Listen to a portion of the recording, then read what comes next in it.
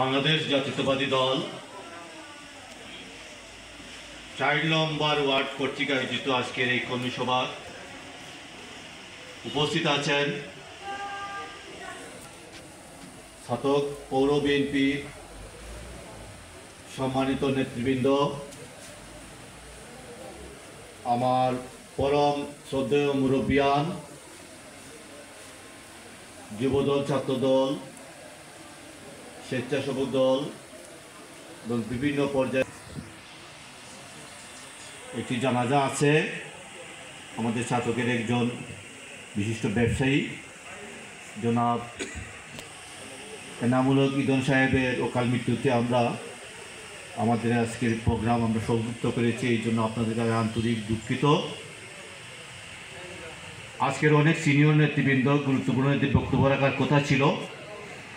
সবার অনুরোধে, সবার পরামর্শ অনুমতিক্রমে আমরা প্রোগ্রাম সংক্ষিপ্ত করেছি।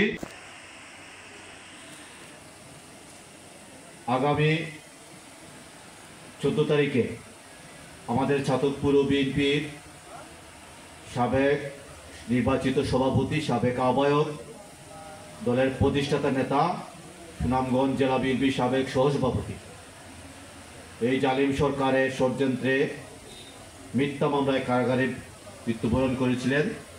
ওনার মৃত্যুর 1 বছর পূর্তি আগামী 14 তারিখ। এই জন্য আমরা 5 তারিখের কর্মী সভা স্থগিত করে রোশন সেন্টারে ছাতক পৌর বিএনপির পক্ষ থেকে শোকসভা এবং মিলাদ মাহফিল আমরা আয়োজন করেছি। আমাদের এই শোকসভায় উপস্থিত থাকবেন প্রধান অতিথি হিসাবে আমাদের ছাতক গড়াবাসীর নয়নের মণি, বিএনপির কেন্দ্রীয় সহ সাংগঠনিক সম্পাদক এবং জেলা বিএনপির সংগ্রামী আহ্বায়ক জনাব কলিমুদ্দিন আহমেদ মিলন সাহেব। প্রধান বক্তা হিসেবে উপস্থিত থাকবেন ছাতক উপজেলা পরিষদের সাবেক নির্বাচিত চেয়ারম্যান, উপজেলা চেয়ারম্যান, বিএনপির জাতীয় নির্বাহী কমিটির অন্যতম নেতা, সংগ্রামী নেতা জনাব মিজানুর রহমান চৌধুরী মিজান সাহেব এবং উপজেলা এবং জেলা নেতৃবৃন্দ উপস্থিত থাকবেন। আমি আজকের এই সভায় আপনাদেরকে আমি অনুরোধ জানাচ্ছি, সবাই আগামী 4 তারিখ শনিবার সন্ধ্যা 7টায় আমাদের শোক সভায় অংশগ্রহণ করার জন্য পুরো বিএনপির পক্ষ থেকে আপনাদেরকে আমি অনুরোধ জানাচ্ছি। আমি আজকের এই সভা থেকে শোক প্রকাশ করছি আমাদের ছাতক উপজেলা বিএনপির সাবেক সাধারণ সম্পাদক, সাবেক আহ্বায়ক জনাব আলহাজ মুস্তাক আহমেদ সাহেবের আজকে মৃত্যুবার্ষিকী। ওনার মৃত্যুতে আমি ছাতক পৌর বিএনপি আজকের এই কর্মী সভা থেকে শোক প্রকাশ করছি এবং ছাতকের ব্যবসায়ী জনাব এনামুল হক ইদন ভাইয়ের মৃত্যুতে আমরা ছাতক পৌর বিএনপির পক্ষ থেকে আজকের এই কর্মী সভায় শোক প্রকাশ করতেছি। মহান আল্লাহ তাআলা যেন তাদেরকে বেহেশত নসিব করে। বন্ধুগণ, বক্তব্য আজকে রাখবো না, অন্য একদিন কথা হবে। আমরা আপনাদেরকে অনুরোধ করছি, ধন্যবাদ জানাচ্ছি আজকের এই প্রোগ্রামটা আয়োজন করার জন্য। আমাদের দলের নির্দেশনা আমরা ওয়ার্ড পর্যায়ে কাজ করে যাচ্ছি। আমাদের দেশ নায়ক তারেক রহমান বলেছেন, দলের দুঃসময়ে যে কর্মীটা মিছিলের পিছনের সারিতে ছিল তার রাজনৈতিক পরিচয় আগে নিশ্চিত করা হবে। অনেক বক্তব্য বলেছেন আমার সহযোগ সালমান বাবুল, অনেকেই বলেছেন যারা বিগত দিনে নৌকা, ইগল পাখি, আওয়ামী লীগ সব কিছু খাইছেন, খায়, এখন আবার আমাদের সাথে আসতেছেন, আসেন। আমাদের দলের নির্দেশ আপনারা পিছনের সারিতে থাকবেন। আমরা আপনাদের নিষেধ করব না, দলের জন্য কাজ করেন, 4-5 বছর কাজ করেন, আমরা আপনাদেরকে অবশ্যই দলে অন্তর্ভুক্ত করব। কিন্তু এখন আপনারা এসেই মঞ্চে বা পদ পদবীর আশা করবেন না, এটা আমাদের দলের নির্দেশ।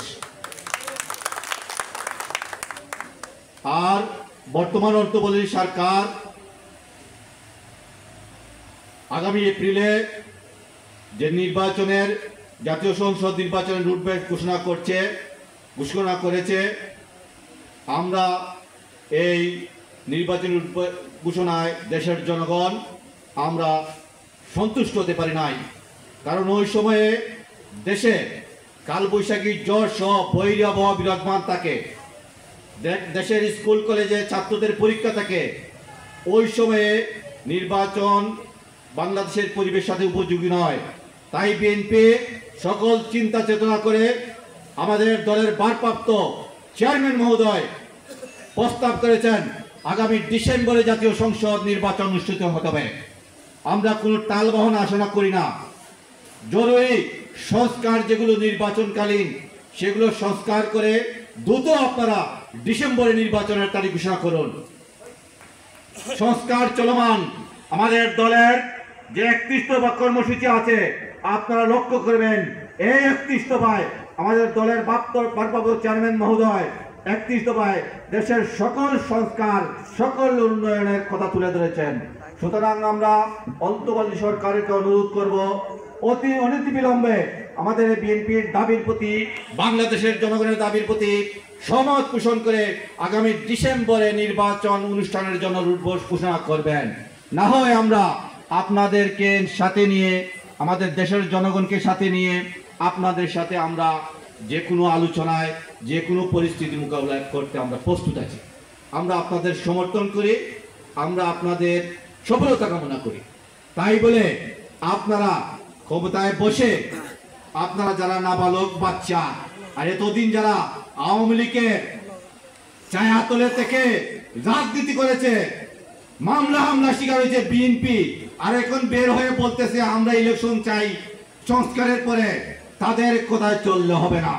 বাংলাদেশের প্রধান দল হচ্ছে বিএনপি, বাংলাদেশের নির্যাতিত নিপীড়িত দল হচ্ছে বিএনপি। বিএনপি আপনাকে এই রাষ্ট্রীয় ক্ষমতায় জুলাই আগস্টের পরে বিএনপির সমর্থনে আপনারা সরকার গঠন করেছেন। সুতরাং জনগণের মুখের ভাষা বুঝে, অন্তরের ভাষা বুঝে আগামী ডিসেম্বরে জাতীয় সংসদ নির্বাচনের রুটম্যাপ ঘোষণা করতে হবে। এটা বাংলাদেশের জনগণের প্রাণের দাবি। আজকে অনেক কিছু কথা বলা ছিল, আগামীতে বলবো। আমাদের দল আগামীতে ঐক্যবদ্ধভাবে নির্বাচন অংশগ্রহণ করবে। দল যাকে মনোনয়ন দিবে, দানের শীষ উপহার দিবে, আমরা সবাই ঐক্যবদ্ধভাবে সবাই দানের শীষের পক্ষে কাজ করব। দানের শীষকে বিজয়ী করতে গড়ে গড়ে গ্রামে গ্রামে প্রত্যেক এলাকায় দলমত নির্বিশেষে খালেদা জিয়া, তারেক জিয়ার নির্দেশ ক্রমে কাজ করব। এই বলে আগামীতে আমাদের আরো বিভিন্ন ওয়ার্ডে কর্মসূচি আছে, সেই কর্মসূচিতে সবার অংশগ্রহণের উদাত্ত আহ্বান জানাচ্ছি। এবং আজকে এই জানাজার কারণে আমাদের প্রোগ্রাম স্থগিত করলাম, এই জন্য আমরা আন্তরিকভাবে দুঃখিত। এবং আপনাদের এই ওয়ার্ডের যারা নির্যাতিত পরীক্ষিত নেতৃবৃন্দ আছেন, আমরা আপনাদের সাথে আলোচনা করে, আমাদের দুজন কেন্দ্রীয় নেতা আছেন, আমরা আলোচনা করে বসে একটি পরীক্ষিত খাঁটি বিএনপির নেতাদের দিয়ে আমরা আহ্বায়ক কমিটি উপহার দেব ইনশাআল্লাহ। পরিশেষে সবাইকে ধন্যবাদ জানিয়ে আজকের এই কর্মী সভার কাজ এখানে সমাপ্তি ঘোষণা করছি। খুদা হাফেজ। বাংলাদেশ জিন্দাবাদ।